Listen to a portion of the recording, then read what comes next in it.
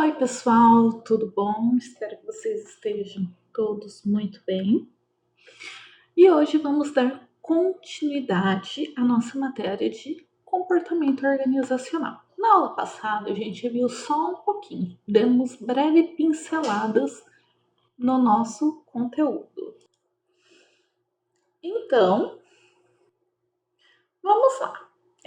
Como nós vimos anteriormente, o comportamento organizacional ele acaba sendo um reflexo das pessoas e dos grupos que se formam dentro das organizações. Assim como a gente vê lá nas teorias gerais da administração, a teoria das relações humanas, aqui a gente também passa a estudar mais profundamente esse comportamento.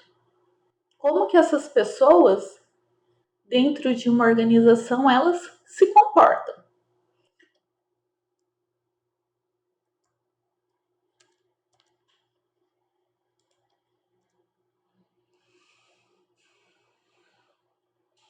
Então, a gente vai tratar isso em relação ao desempenho organizacional, à produtividade, à qualidade que os colaboradores desenvolvem em seus trabalhos, produtos e serviços oferecidos.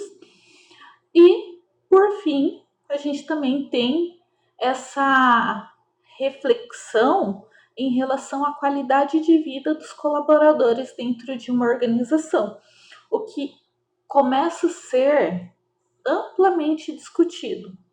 Quando a gente vai estudar as gerações anteriores elas não olhavam tanto para a qualidade de vida. E hoje já é uma pauta que é muito discutida. O que seria a qualidade de vida dentro das organizações? E para nós conseguirmos entender essas relações humanas, primeiramente a gente tem que passar a entender o indivíduo.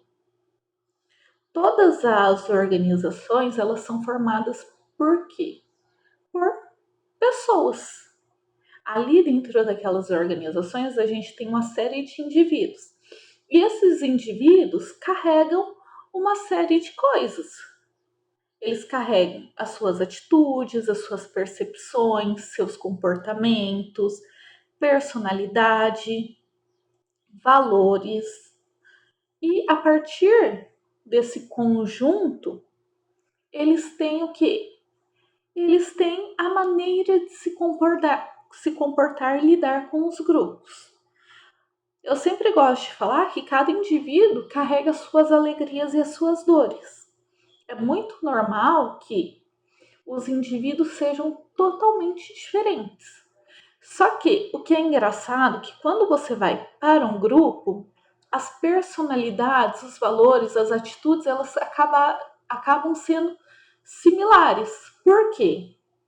Nós costumamos fazer parte de grupos ao qual nós nos assemelhamos. A gente nunca quer fazer parte de um grupo que não faça sentido em relação aos nossos valores, personalidade. Então, isso pesa muito.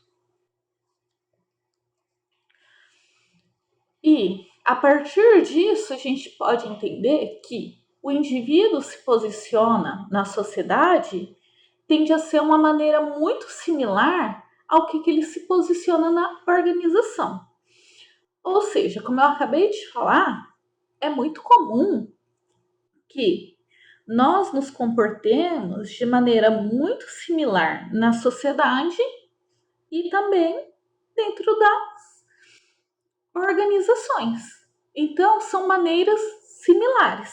Até por causa disso, nós temos muitas vezes testes comportamentais. Então, vocês aí estão, alguns já estão há um tempo no mercado de trabalho, mas alguns estão ingressando. Dependendo da organização que vocês almejam, você vai ter que fazer uma série de testes em relação às suas características. Por quê? Será que faz sentido para a sua organização, para o seu cargo? Os seus valores, as suas atitudes, os seus princípios. Isso passa a ser estudado. E como eu falei na aula anterior, é muito importante a gente entender também que, às vezes, um indivíduo ele é mais agressivo no mercado de trabalho.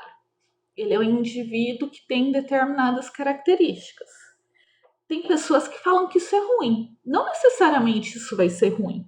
Tudo depende de como aquela organização vê aquelas características. Existem posições em que o indivíduo ele necessita ser um pouco mais agressivo, não em relação à integridade física, tá, gente? Pelo amor de Deus.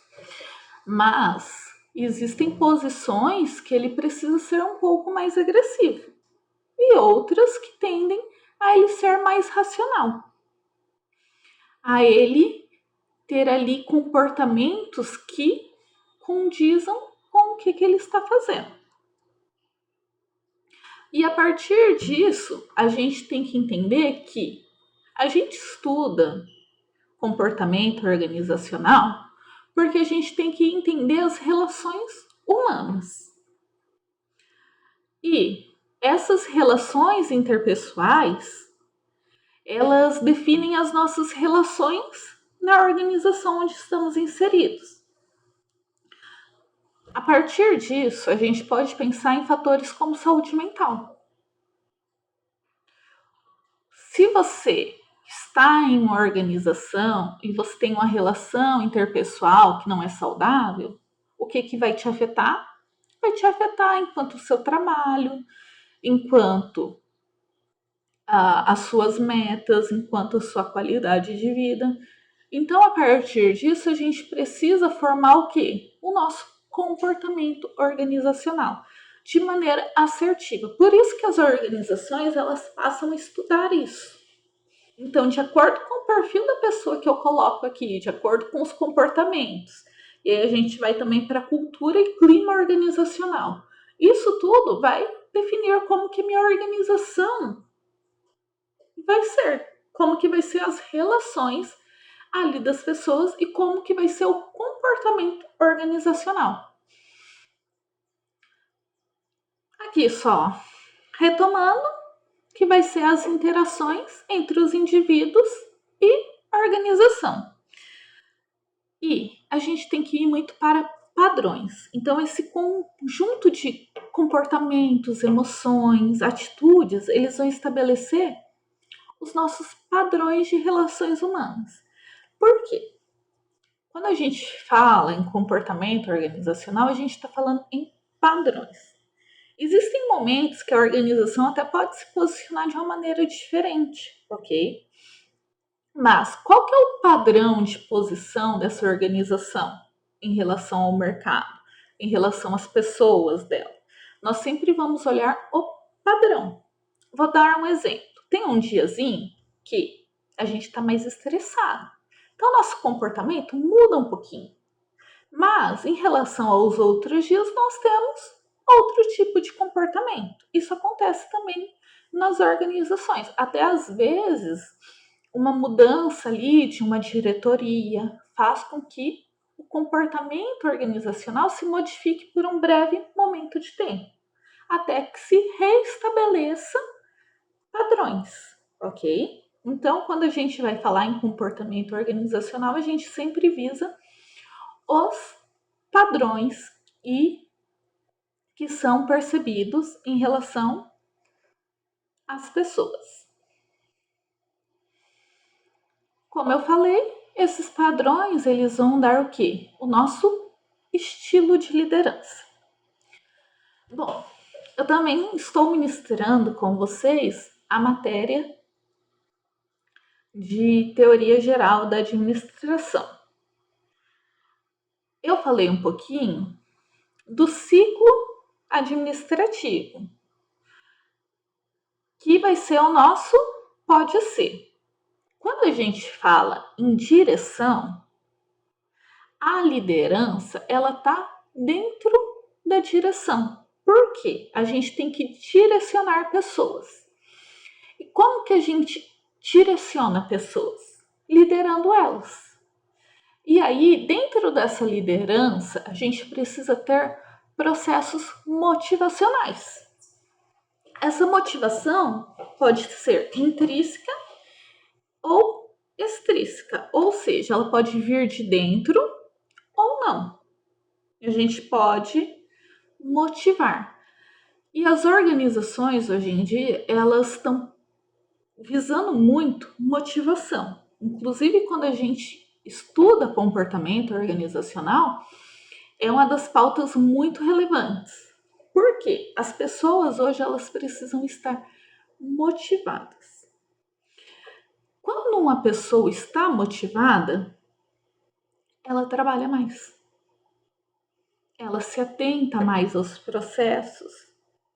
E aí, isso fez com que as organizações entendessem que o processo motivacional ele é de suma importância, tanto para eficiência quanto para eficácia. Então, cada vez mais as organizações estão querendo o quê? Pessoas motivadas. E é isso que vocês têm que pensar hoje em dia. O que te motiva? O que faz tu levantar da sua cama todo dia e ir trabalhar? Por quê? Tem muita gente que pensa que o primeiro emprego vai ser maravilhoso o tempo todo. Não é. Que as relações de trabalho elas são maravilhosas o tempo todo. Elas não são. Isso é uma romantização. Mas existem alguns momentos da organização que a gente pega e fala: nossa, eu gosto mesmo de trabalhar aqui. A gente faz coisas que a gente não gosta. Ah, eu não gosto de arquivar. Tanto no online quanto no presencial. Não gosto do processo de arquivamento. Não me dou bem com esse processo. Ah, não gosto de atendimento ao público. Não gosto de lidar com pessoas. Tá, mas e aí, o que você gosta? Outra coisa, a gente passou a entender a motivação como não só financeira, mas sei lá, vamos dar um exemplo aqui. A gente se motiva por dinheiro, obviamente. Mas será que a gente se motiva só por dinheiro? Hoje em dia, a motivação, tem pesquisas já apontando que as pessoas são muito mais motivadas por aspectos não financeiros do que financeiros. Se alguém assiste The Big Bang, que é uma série que eu gosto muito, tem a Amy. Na vida real, ela realmente é uma neurocientista. E por que ela foi fazer o teste do The Big Bang? Porque ela queria ter um plano de saúde. E quando a gente olha hoje para esses padrões, a motivação ela está vindo em aspectos não financeiros também. Então, como que eu vou motivar o meu colaborador? Premiações, tem gente que se motiva por premiações, por reconhecimento. E isso vai do perfil do seu colaborador também.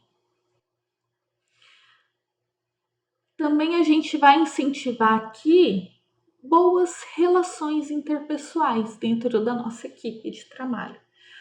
Gente, quando a gente está em um ambiente tóxico de trabalho, as nossas relações são péssimas. Isso faz com que a gente acorde desmotivado. Tem pessoas que começam a passar mal no domingo à tarde.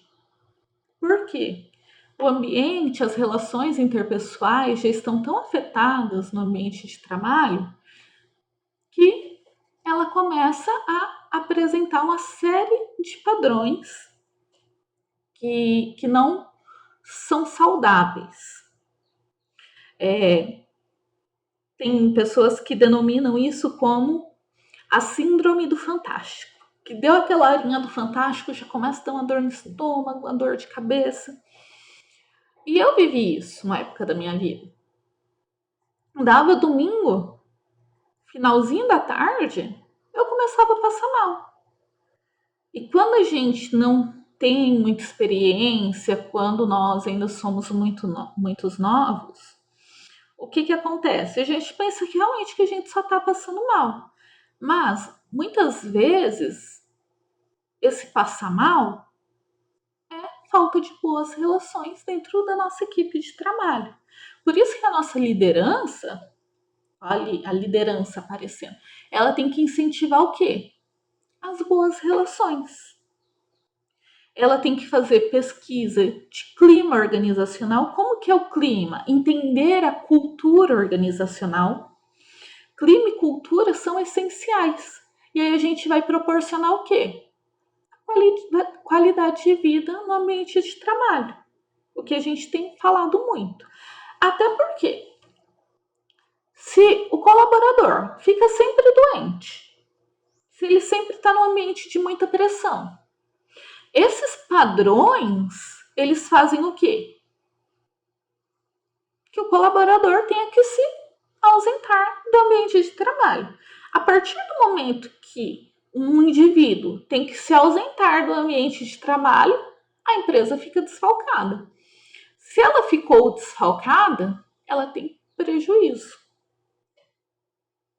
Eu vou ter que deslocar uma outra pessoa para fazer determinado trabalho, vou ter que fazer uma outra contratação.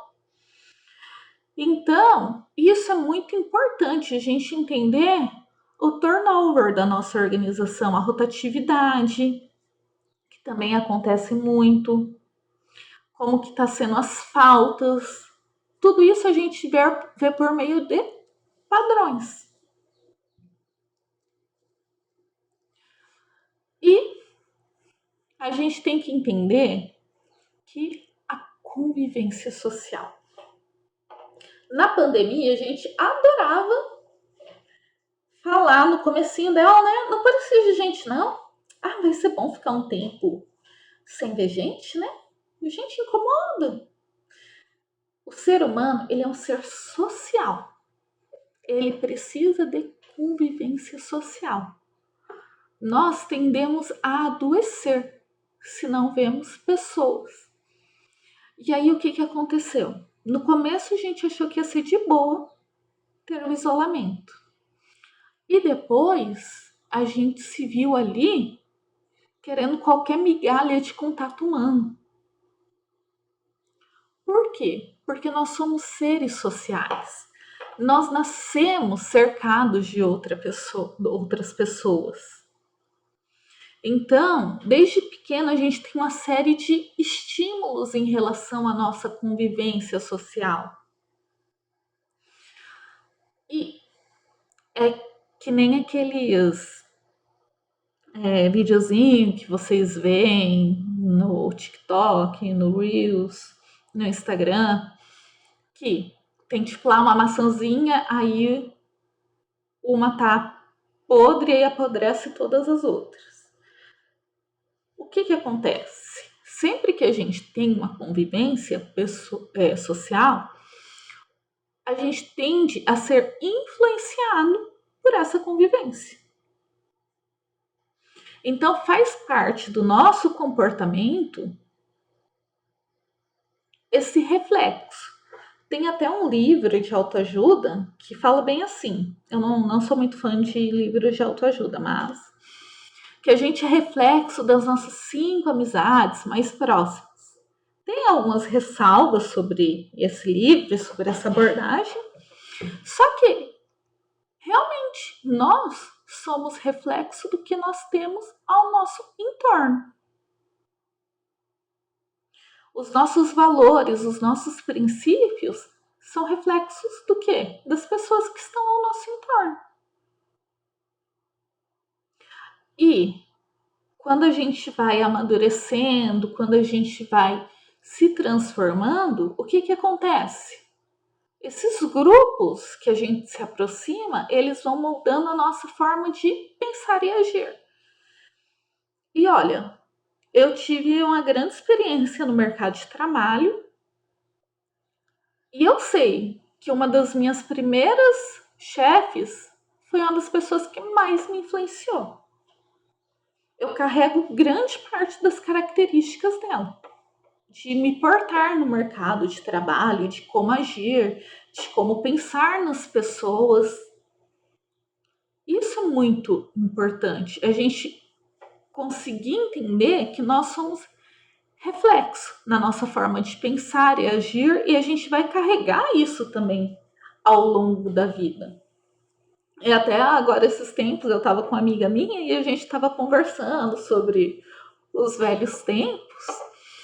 E a minha amiga falou: Mas tal pessoa sempre vai ser sua patroa, né? Eu falei: Pior que vai. Por quê?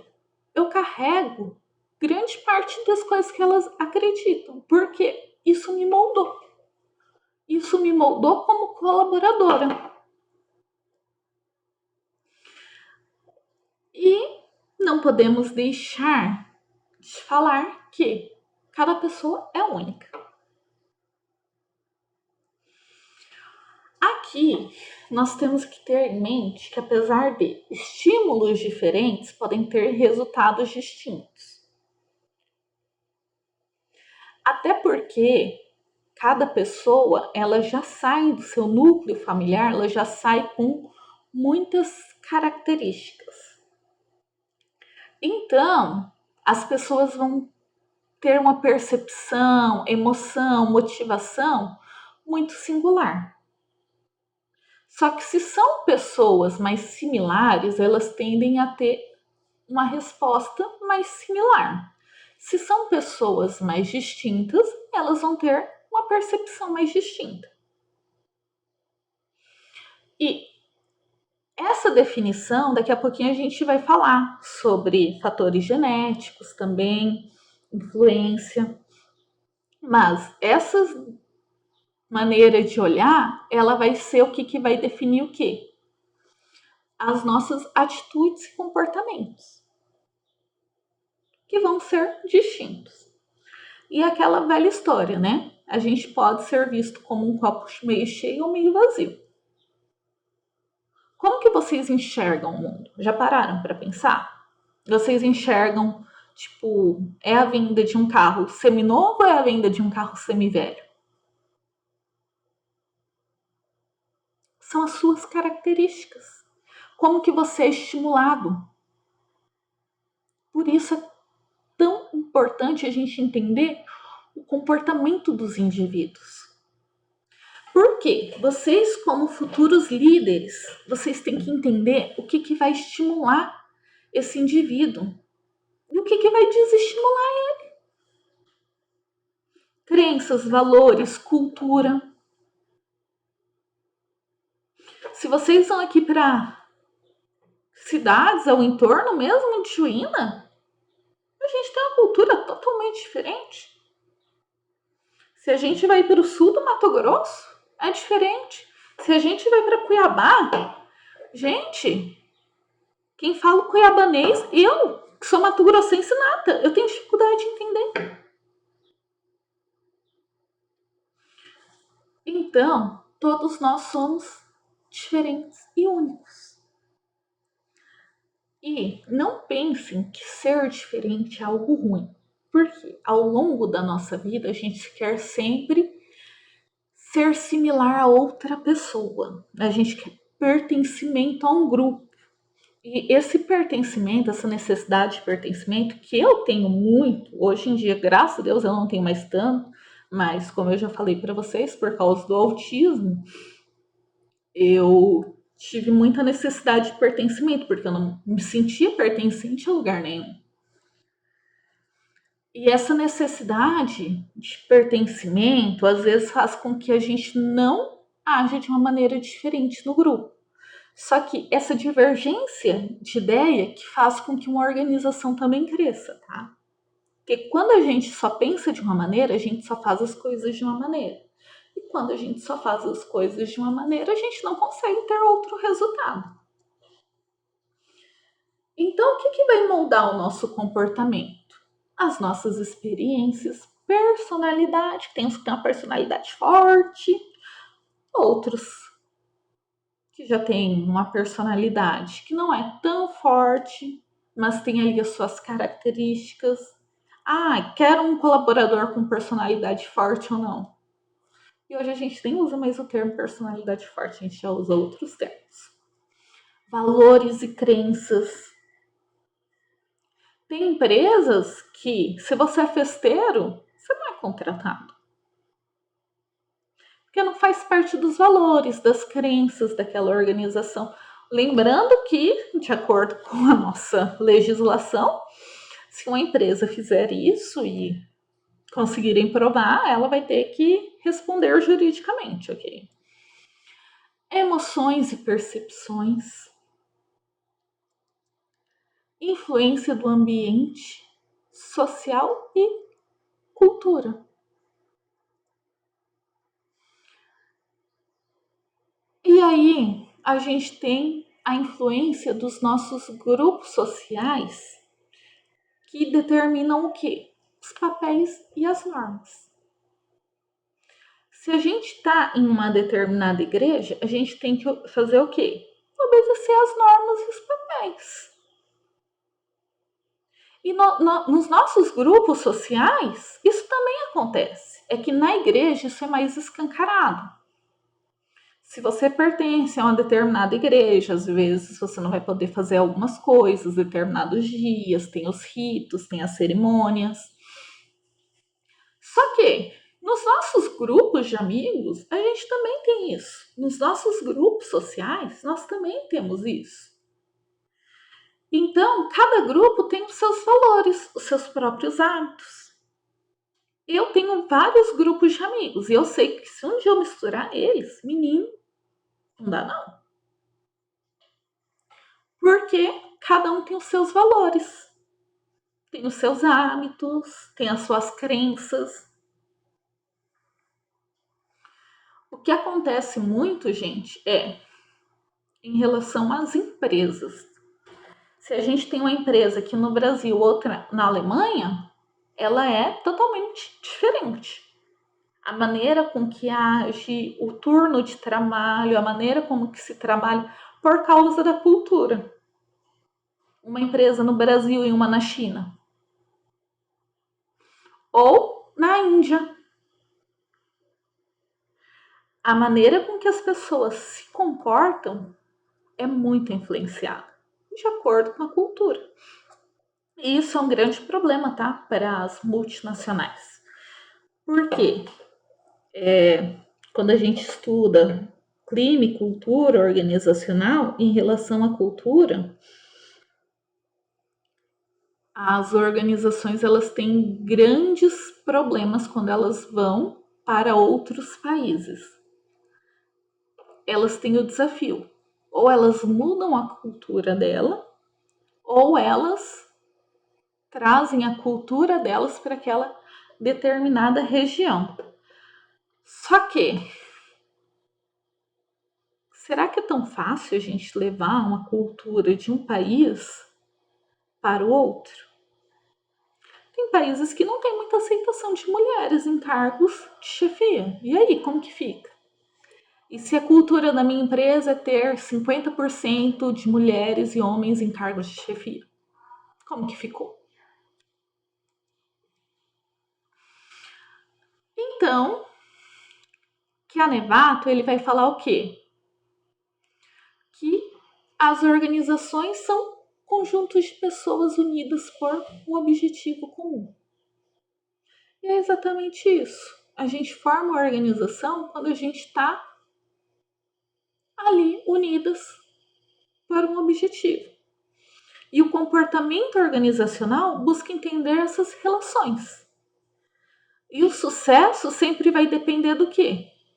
Do empenho de indivíduos e grupos.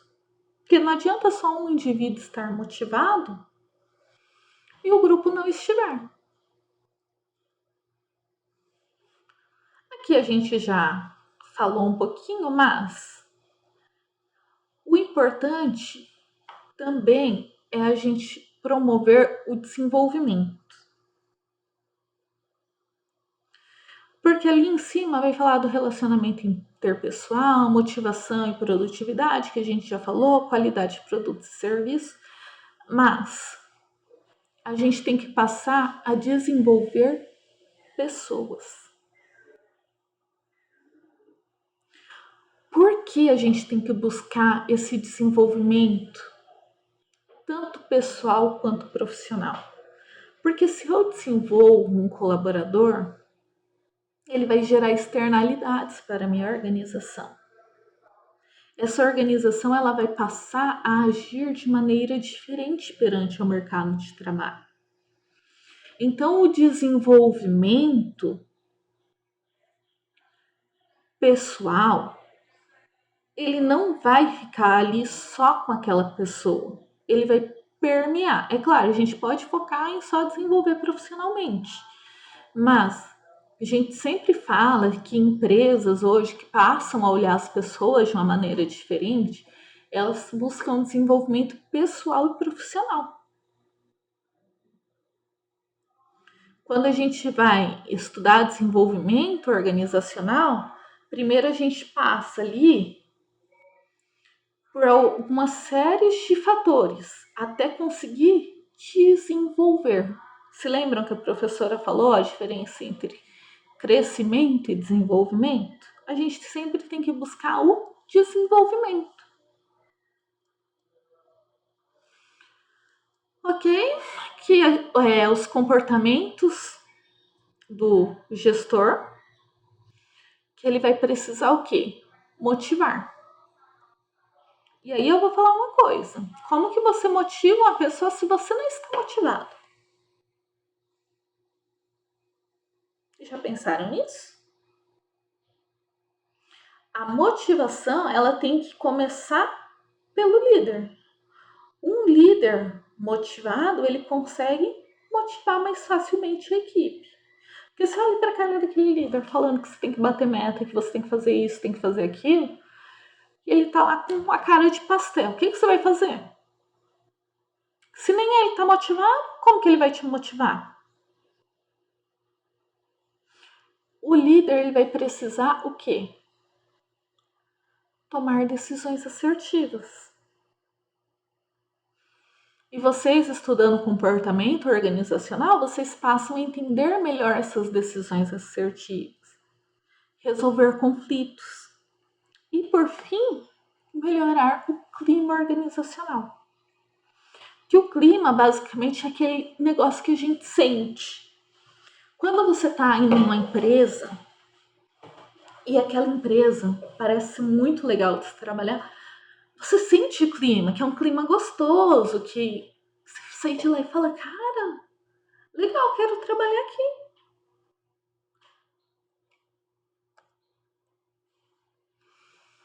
Então, quando a gente investe em pessoas, nós investimos na organização. Porque são as organizações que, desculpa, são as pessoas que fazem as organizações. E a partir disso, a gente vai impulsionar os resultados. Os resultados, eles têm que ser sustentáveis e sustentados também ao longo do tempo. Pular esse trechinho e aqui a gente vai falar na próxima aula, tá? Aqui eu quero que vocês pensem em exemplos de como o ambiente social pode influenciar o comportamento de um colaborador dentro de uma empresa.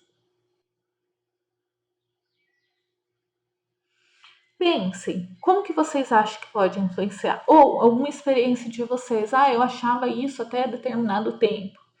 E aí eu passei a achar uma outra coisa. Pensem, é para vocês refletirem. Esse daqui é um videozinho de como o ambiente influencia e é um teste psicológico que foi feito e eu vou deixar vocês assistirem. Por quê? Aqui vocês vão ver as pessoas fazendo coisas que em determinados momentos, pelaquela conjuntura, pelo comportamento organizacional que estava ali em volta, ela se sujeitou a fazer uma coisa que ela não acredita, que não faz parte das crenças e dos valores dela. Então assistam o vídeo. E agora vamos para atitudes, personalidade e valores.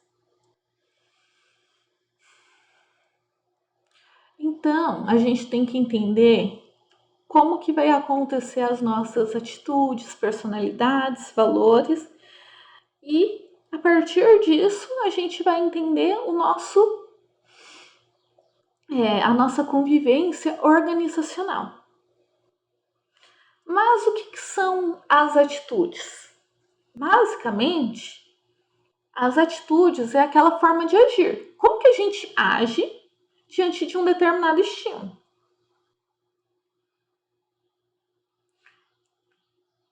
Vamos lá. Se o estímulo for uma pessoa, um objeto, uma ideia, uma situação, a gente vai agir de uma determinada maneira. E essa atitude, o agir seria a nossa atitude. Ela vai ser ligada à nossa personalidade e à nossa motivação. E a partir disso a gente tem a influência diretamente no nosso ambiente de trabalho. Então, aqui Robbins ele vai falar o quê? Que a gente tem 3 esferas. O cognitivo, que é aquele primeiro pensamento. Aconteceu alguma coisa, aí eu vou pensar primeiro. Aí logo depois, o que vem? A gente escuta algo ou vê algo e a gente pensa. E a partir desse pensamento vai vir o afetivo. O afetivo seria como que nós nos sentimos.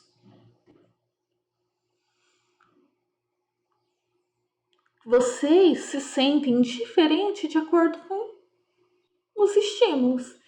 E esse estímulo vai fazer com que o seu comportamento seja modificado. Ou seja, como que vocês vão agir a partir desse sentimento?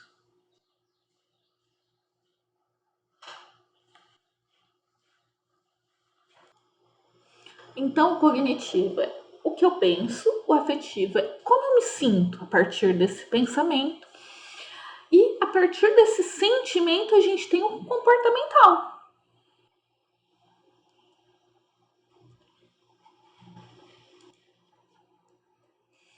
Basicamente, aqui temos um exemplo de pensamento, sentimento que nos leva à ação. Então, o que acontece aqui? Meu supervisor deu uma promoção para um colega de trabalho que merecia menos do que eu. Meu supervisor é injusto. Então, teve uma promoção, aí eu penso o quê? Meu pensamento vai ser, cara, ele é injusto. Nesse exemplo, é claro. Aí, qual vai ser o meu afetivo se eu tô pensando que ele é injusto?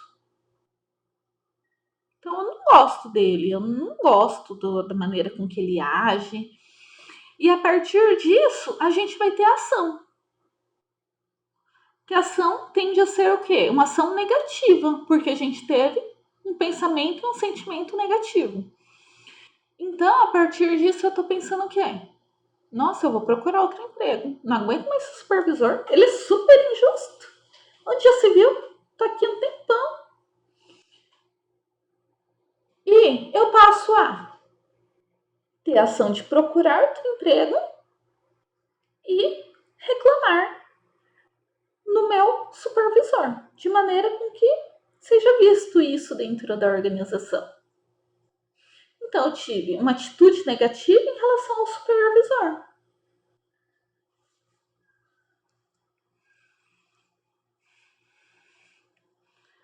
Então, as nossas atitudes vão determinar como nós reagimos.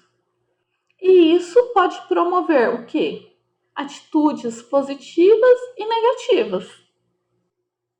E as organizações elas têm que buscar desenvolver atitudes positivas no ambiente organizacional.